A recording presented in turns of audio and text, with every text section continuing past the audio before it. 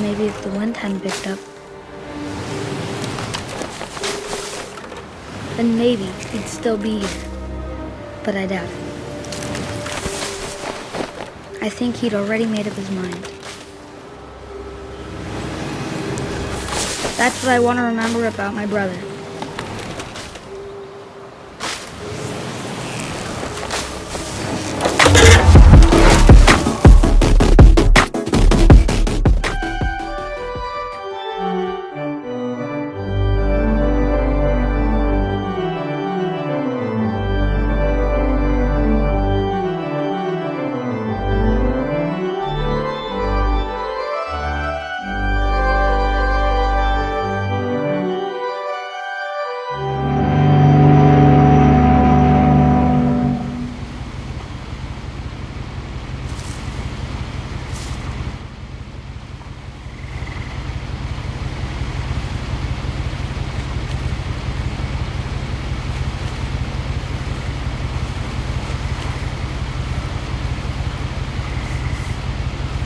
A lot of this isn't going to make sense to you, and I'm sorry about that. I'm just going to start at the beginning, with the house.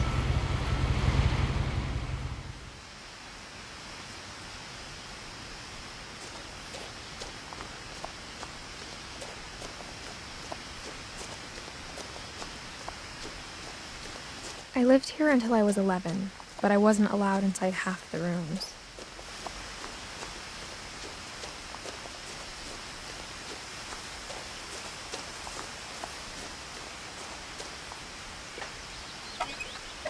Inside the mailbox were bills from 7 years ago, marked urgent, open immediately.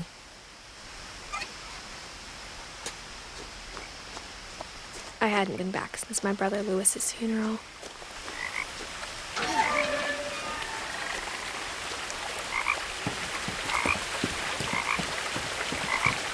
In her will, my mother left me a key, but didn't tell me what it unlocked. Maybe she thought I'd know, or she thought that the mystery would be enough to bring me back.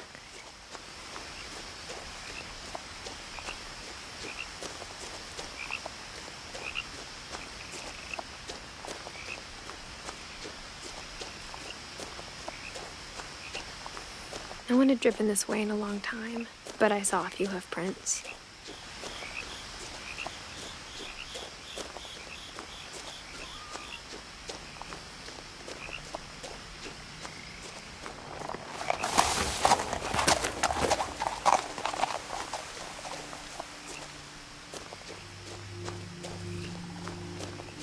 The truth is, even after I inherited the house, I never thought I'd come back to it. But now I had questions about my family that only the house knew the answers to.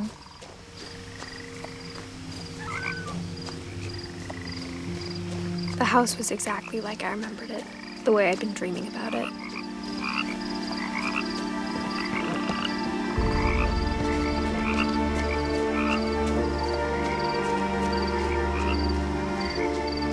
As a child, the house made me uncomfortable in a way I couldn't put into words.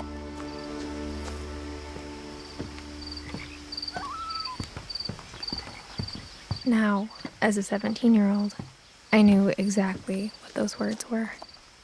I was afraid of the house. I hoped the key might unlock the front door. It didn't.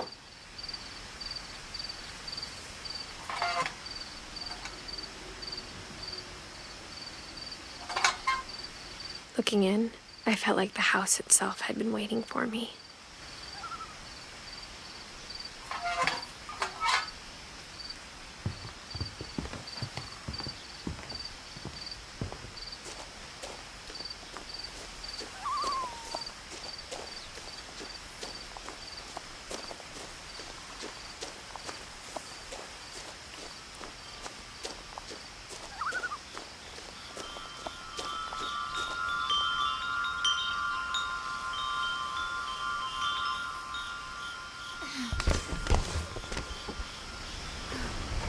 Crawling through the doggy door used to be a lot easier when I was 11. The power had been turned off the night we left.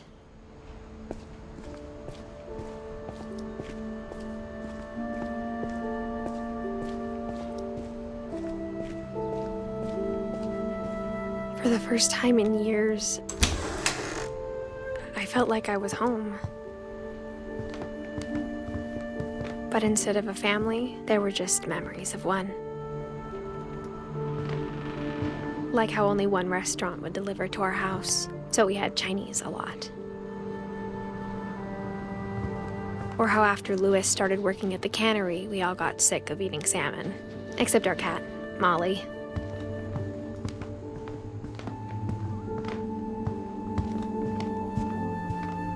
The table was still a wreck from the night we left.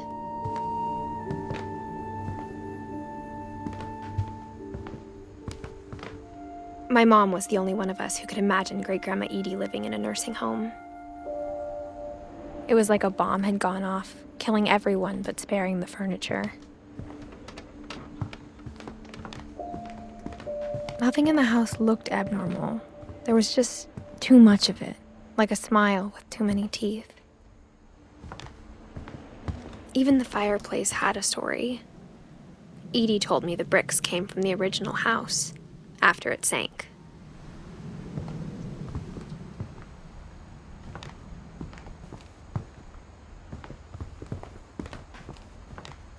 Mom always told me to stay out of the basement, so I wasn't too surprised when the key didn't fit.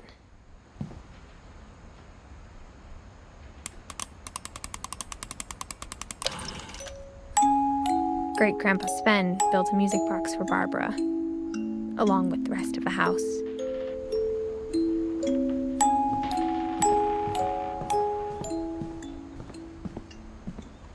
A lot of things got left behind in the whirlwind of that last night.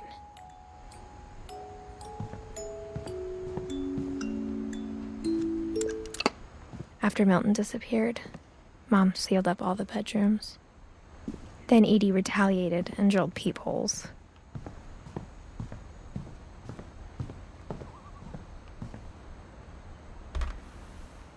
My Grandpa Sam spent 7 years sharing a room with his dead brother, Calvin.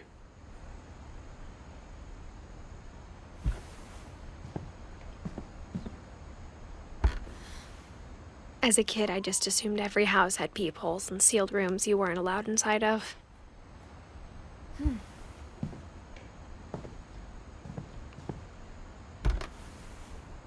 The last time I was in Edith Sr.'s room, I was 10 and she was painting my portrait.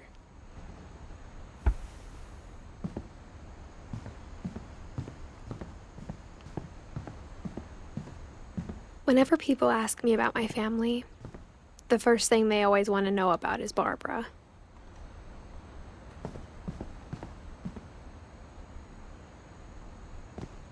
Mom must have locked the third floor stairs on the night we left. Edie's father, Odin, built the original house.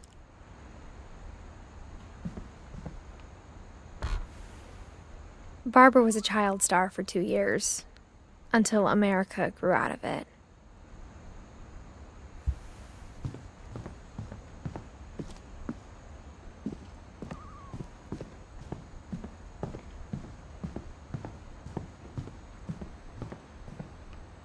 I spent a lot of time playing in Great Uncle Walter's room. Louis told me there were secret passages, but I never believed him.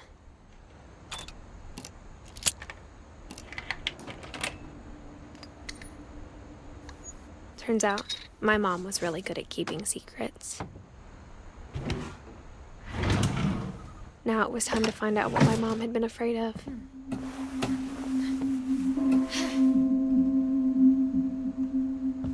Reading this, maybe it sounds like I had a plan, but I had no idea what was behind that door.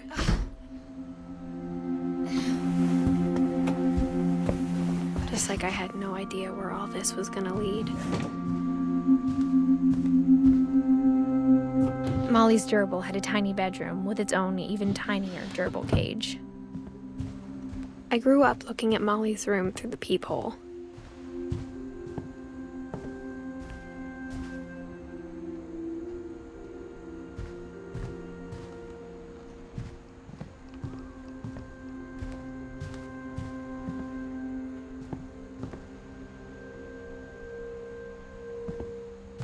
Being inside for the first time, I felt like I'd stepped behind a painting.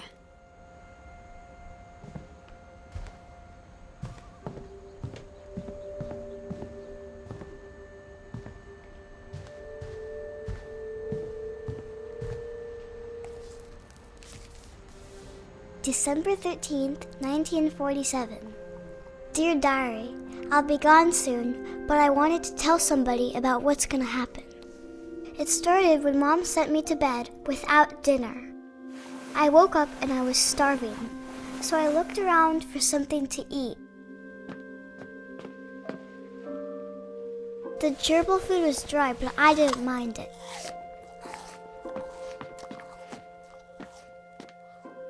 My Halloween candy was all gone. Mom, can I come out now? Sweetheart, it's late. Go to sleep.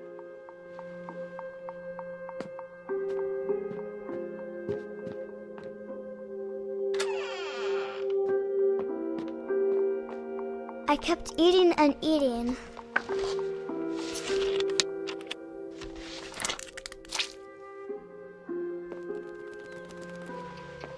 I ate a lot of things that night.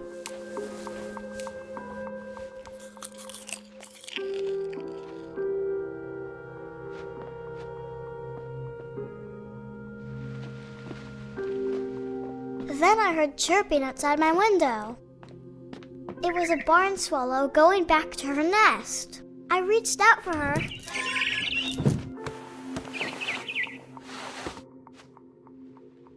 And suddenly, I was a cat.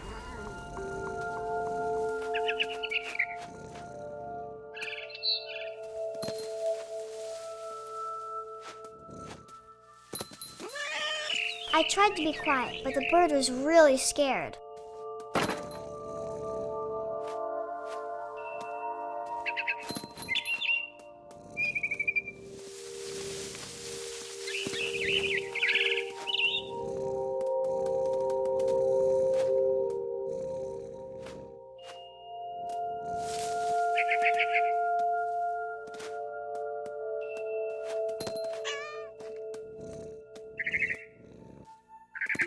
Mom and Dad didn't even look at me.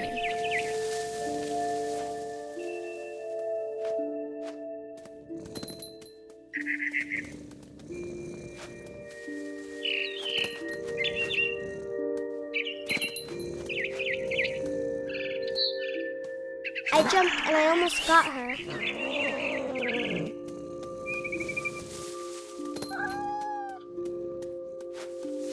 I could tell she was getting really tired.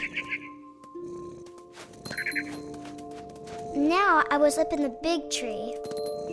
I promised Dad I wouldn't climb it anymore. All I cared about was eating that mama bird.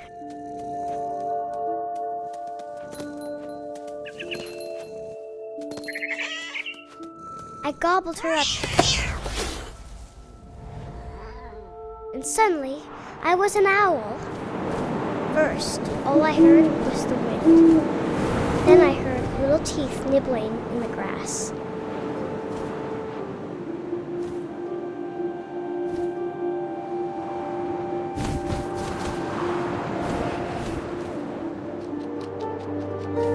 Rabbits.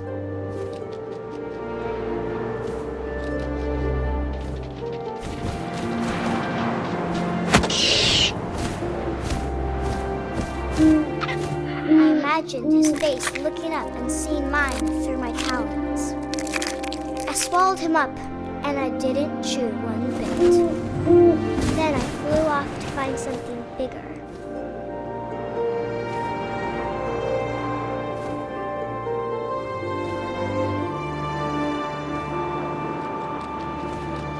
A mama rabbit.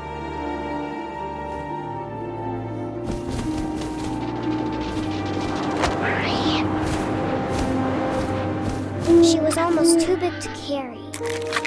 I started choking, but I couldn't stop eating. And suddenly, I was a shark.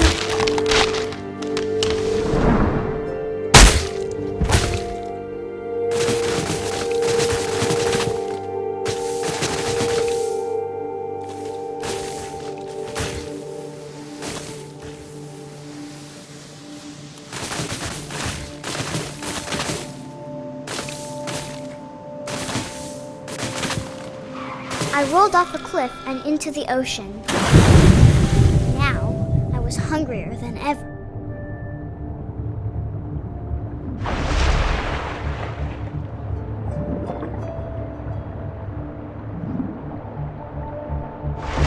I wanted fat, juicy seals.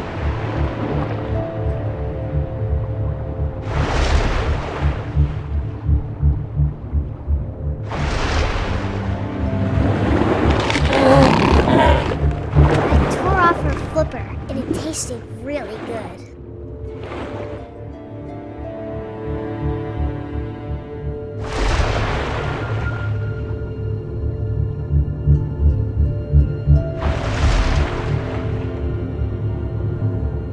I grabbed on tight, but I was so hungry, I jumped out of the water. When I opened my eyes, everything had changed.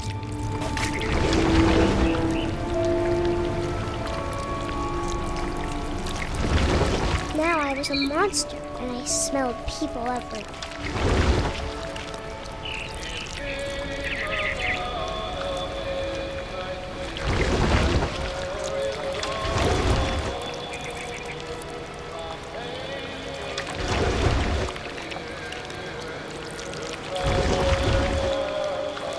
I was big, but I moved real quiet.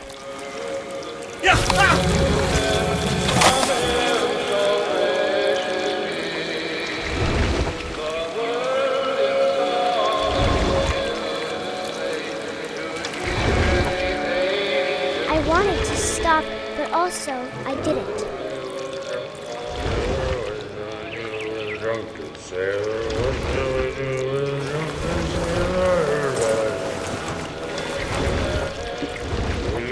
Belly was rusty, razor, his belly was rusty, his belly was rusty, razor, and no more. What shall we do with a drunken sailor? What shall we do with a drunken sailor? What shall we do? After the last passenger, I was still hungry. And across the water, I smelled something new.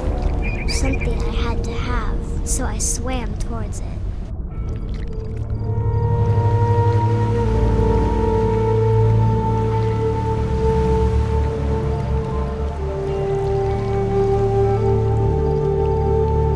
I slithered onto the sand, and the good smell went into an old pipe.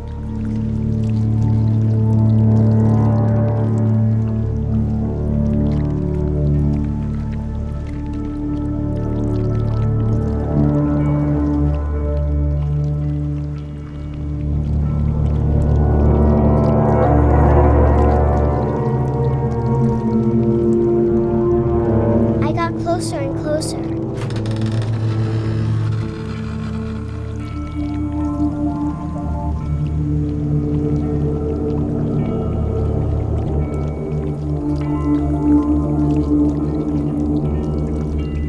All my stomach started growling. And suddenly, I was me again. I held my breath for a long time, but I couldn't hear anything. I think it's waiting for me to fall asleep. But it's not going to wait much longer. It needs to feed, and we both know I will be delicious.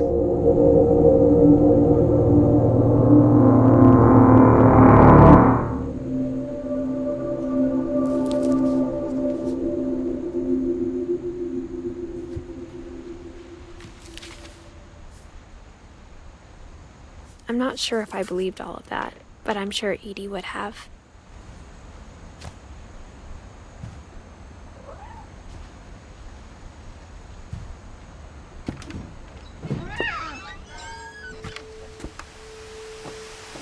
This will be obvious later, but my mom never told me any of these stories.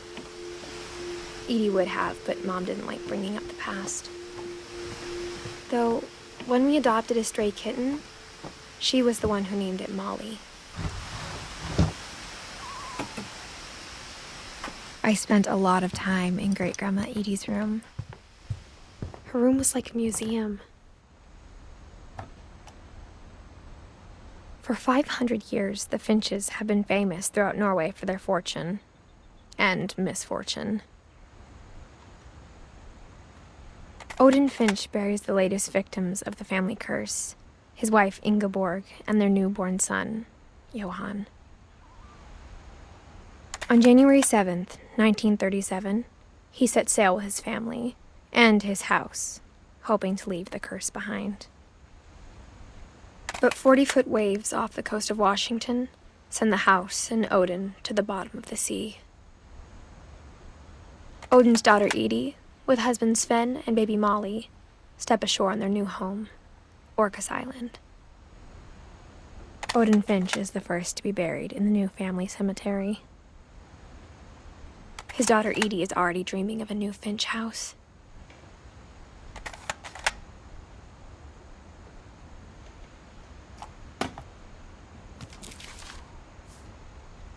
Whatever's wrong with this family, it goes back a long ways.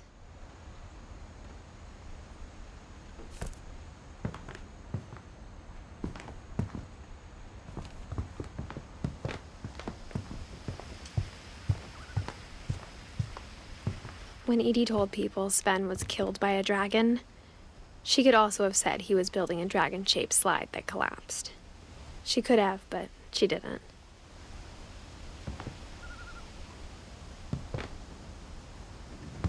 Even in her 90s, sometimes Edie seemed a lot younger than my mother. The only trace Grandpa Sam's first wife Kay left on the house was the pink bathroom. It was a pretty big trace.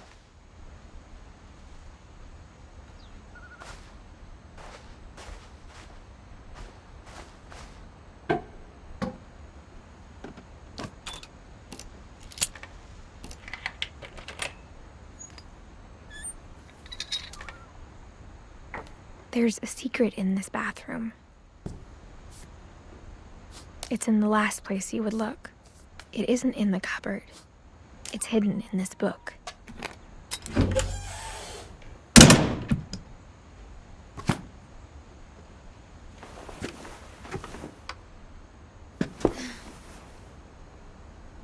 Sven gave Sam an old camera he'd refurbished. He never put it down.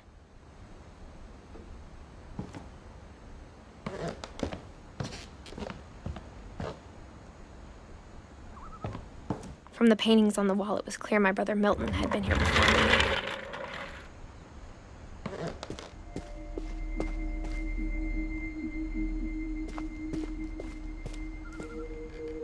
I knew Grandpa Sam had a twin, and that he never talked about him. I guess my grandpa didn't like history any more than my mom did.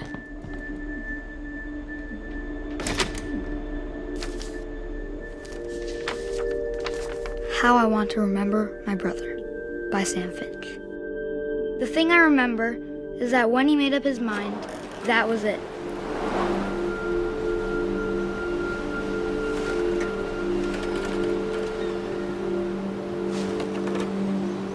My brother said he'd die before he ate another mushroom, and he did.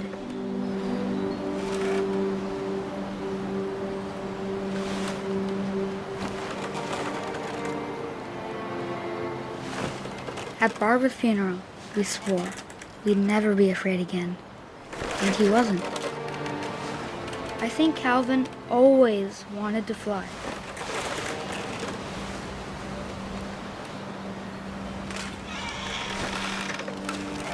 Sam! Calvin! Dinner's ready! Coming! But that day, he finally made up his mind to do it. I told him going around was impossible. Maybe if I hadn't said that.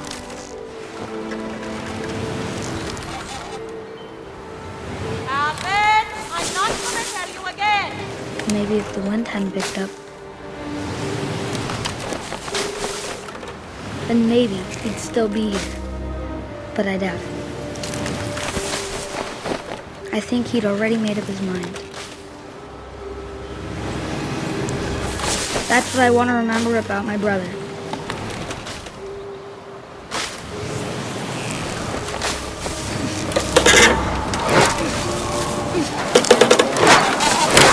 The day he made up his mind to fly. And he did.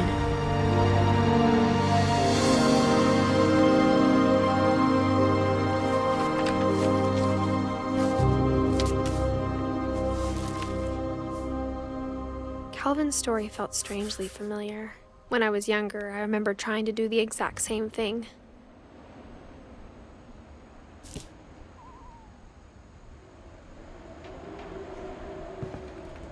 After the funeral, Edie roped off Calvin's half of the room.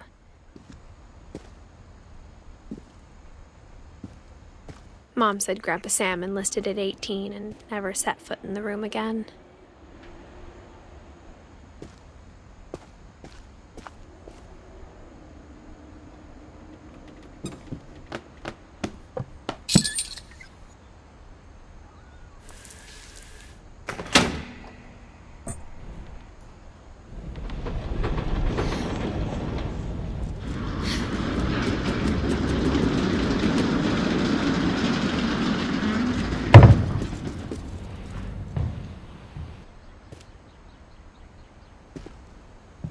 The passages were a pretty tight fit. They'd obviously been built for smaller hands and bellies.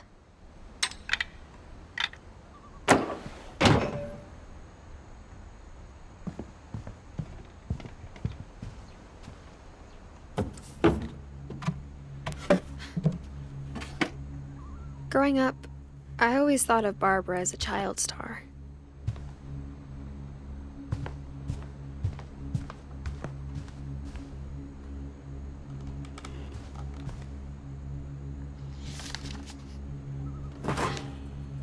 Of all the stories people wrote about Barbara's death, I'm surprised Edie saved this one.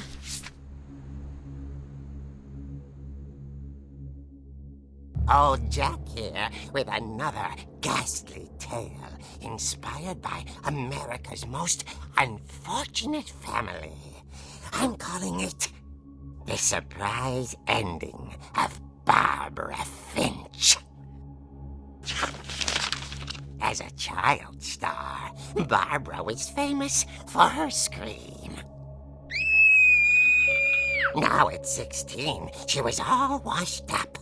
A has-been. But in a lucky break, she'd been asked to perform her signature scream at a local convention for monster movie fans.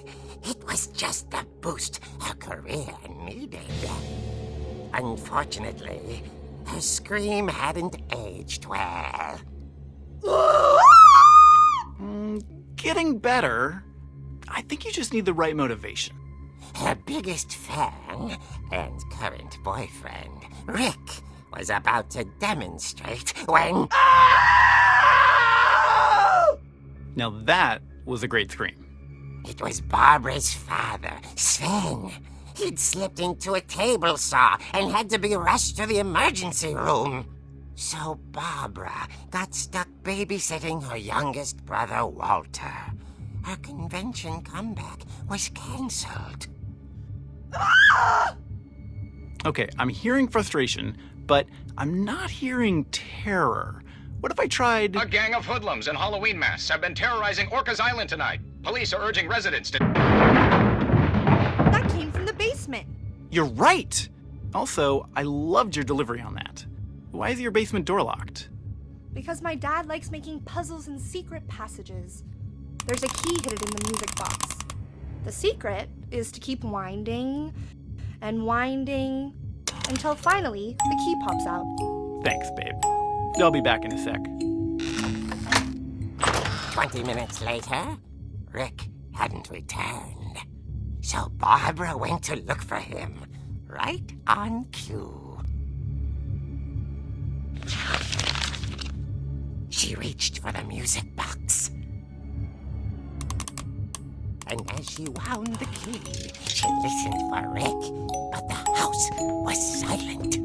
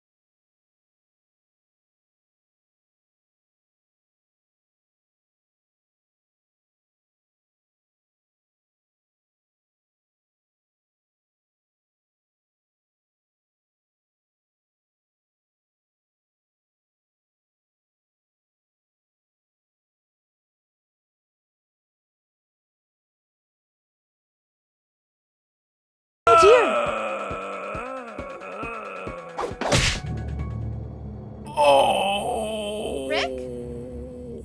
Barb, relax. I was just trying to scare you to help you find your scream. Well, I'm not scared, Rick. I'm furious. Then act furious. All I'm getting from you now is that you're hurt and confused and She threw him out, but she kept a little something to remember him by. Barb, have you seen my other crutch? And she was still holding it when she fell asleep watching the late picture show. Hours later... Barbara! Walter, what's going on up there? Ah! Okay, I'm coming up, but if this is a trick, you're dead, Walter.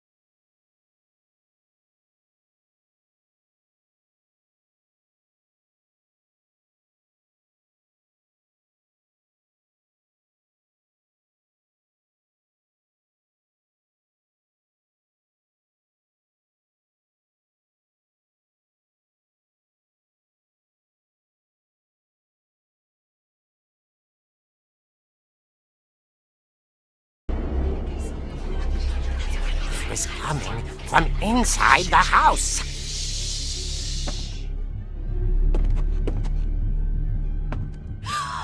Oh dear. You were wonderful.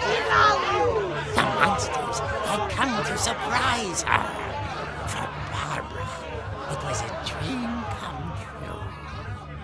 Then she saw what kind of monsters they were, and she realized what was about to happen. She was going to be famous. And with her final breath, Barbara Finch gave the performance of her life.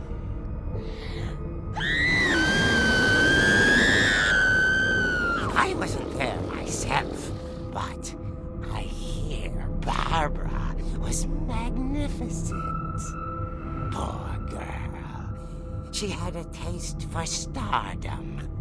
But unfortunately, so did her fans. Of course, the police blamed it all on poor Rick, who disappeared the same night. And little Walter, hiding under his bed the whole time. He took it all pretty hard, But that's another story. As for Barbara, tucked inside the music box is all they ever found of her. Her ear. Now that's what I call a real eerie tale.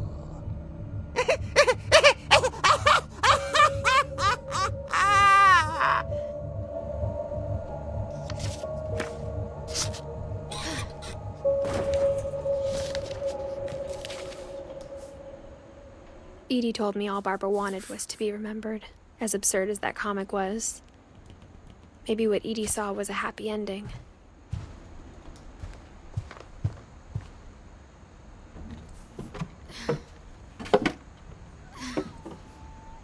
I guess now I know why Mom didn't like me playing with the music box.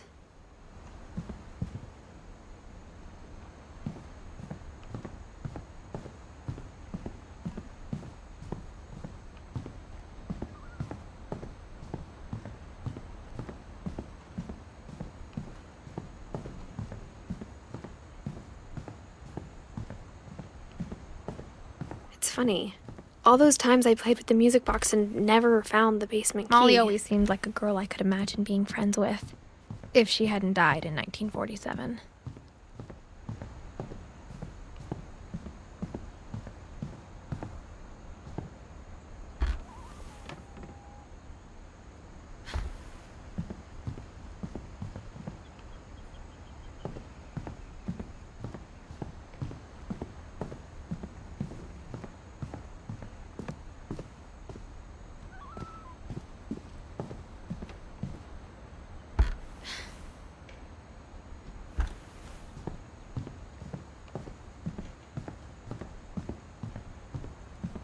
I wonder if that comic was right about there being a key inside the music box near the basement.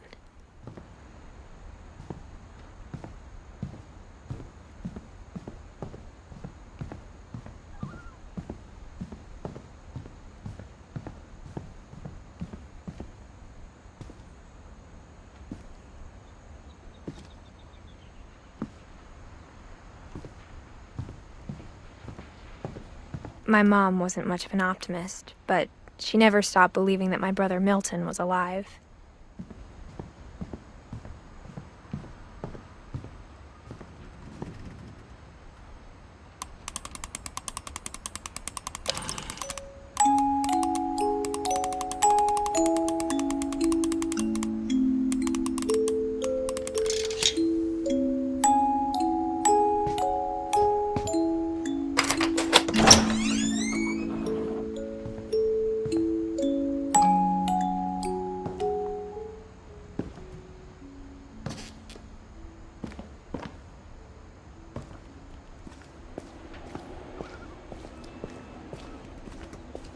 Mom said the basement was off limits, unless I wanted another tetanus shot.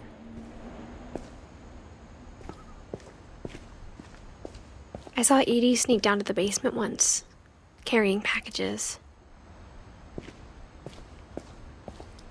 I thought maybe she was hiding presents.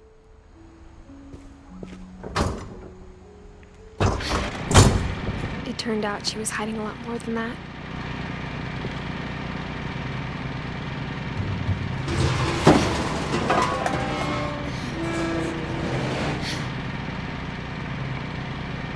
I remember asking Mom once about where Walter had gone. She said after Barbara died, he got as far away as he could. If there's a pattern in all these stories, I think it's that none of us has gotten very far. Goodbye, everyone. I can't believe I've been down here for 30 years. On that first day, after the shaking started, I didn't think I'd survive a week.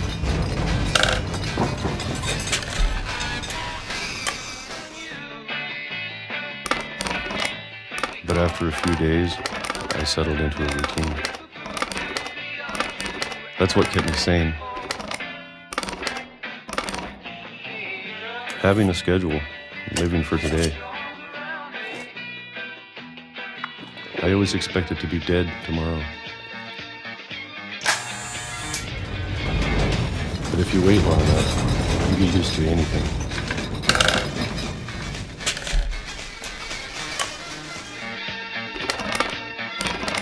Even a monster on the other side of the door starts to feel normal. Almost friendly.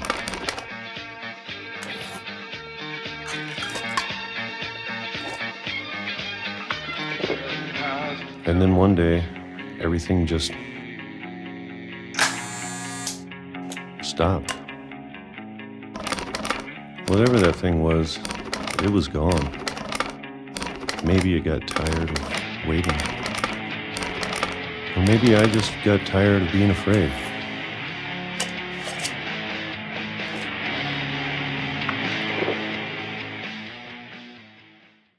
It's been a week now, the longest in 30 years. I'm done waiting. I have to leave. Well, I still can.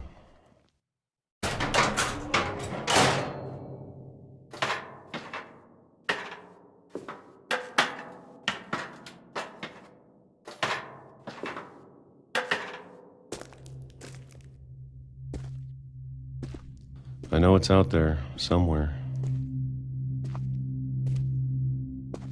Whatever killed Barbara and Molly and Calvin. Maybe this is all a mistake. But I need to stop living the same day, even if it kills me.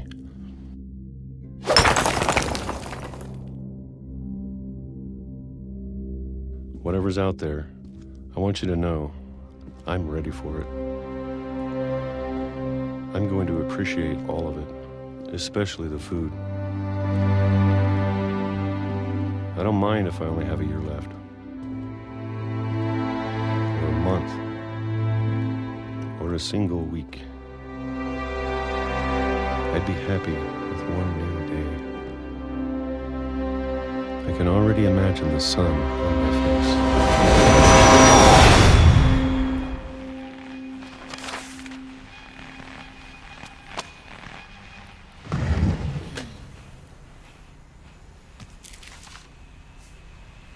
Walter died when I was 6. I can't believe my mom never told me he was down here.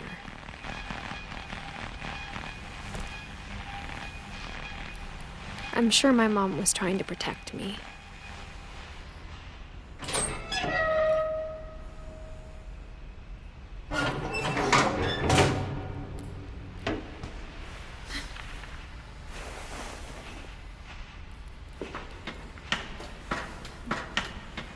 Maybe she was afraid I'd end up like Walter. But if she never told me about an uncle under the house, I can only imagine what else she was hiding. I don't want to make the same mistakes she made, trying to bury something that's still alive.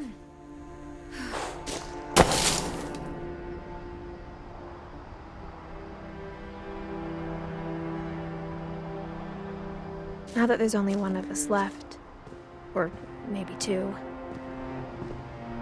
I thought it was time I heard the stories for myself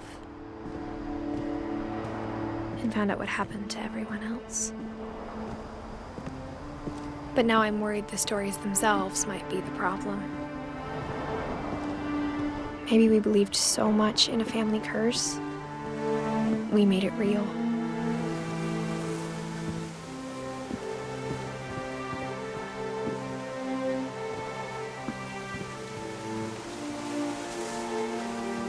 I don't know if I should even be writing this.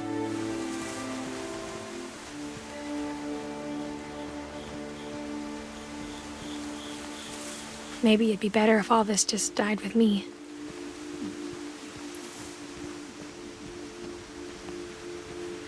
But I thought you should know about your family.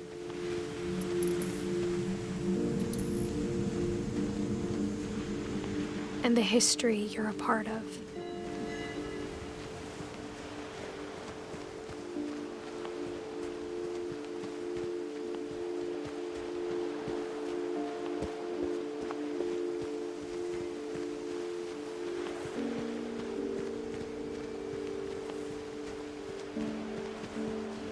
Though to be honest, I feel as lost as you probably do right now.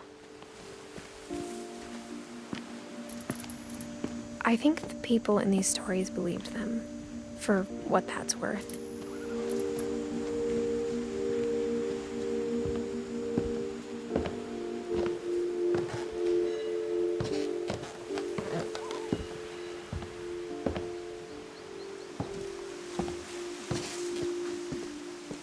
And when you look at the house, that history of imagination and stubbornness and madness, any of it seems possible.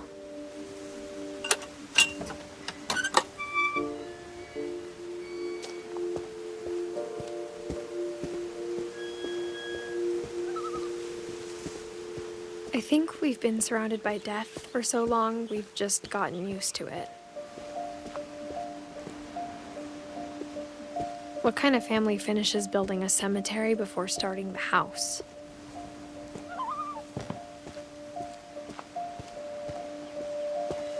It's embarrassing for me to admit this, but the pet cemetery made me more uncomfortable than the human one. 3 of the gerbils were mine, and 2 had been my fault. Sven built the house, but it was Edie who designed the cemetery.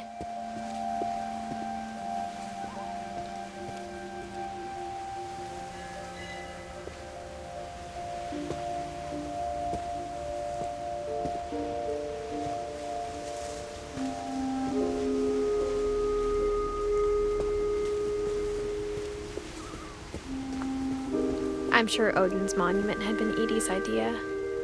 My mom was always trying to move on, but for Edie, the past never went away.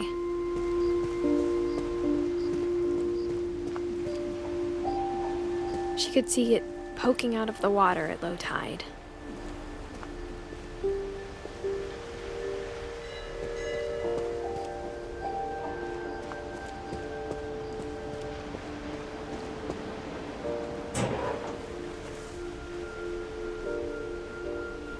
Edie said she dreamed about the old house every night.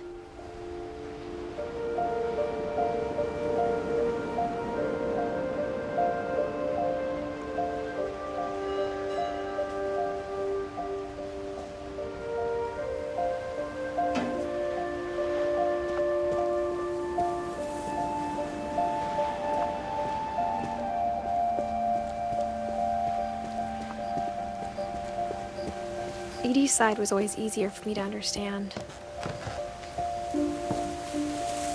But the older I get, the more I can see where my mom was coming from.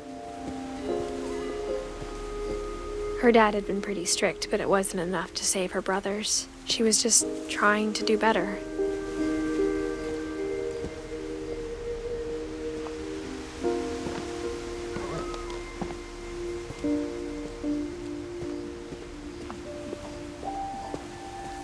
There's so many things I wish I could ask my mom now.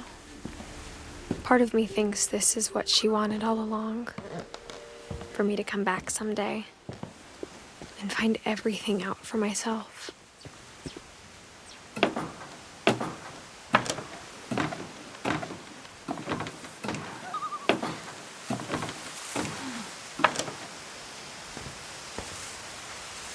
But looking back on it now,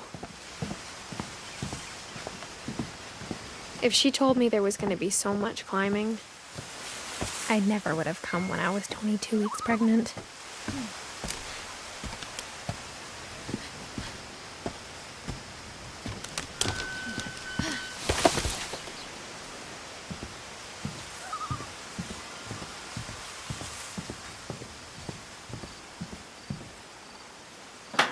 I never met Grandpa Sam, but I think he and my mom had a lot in common.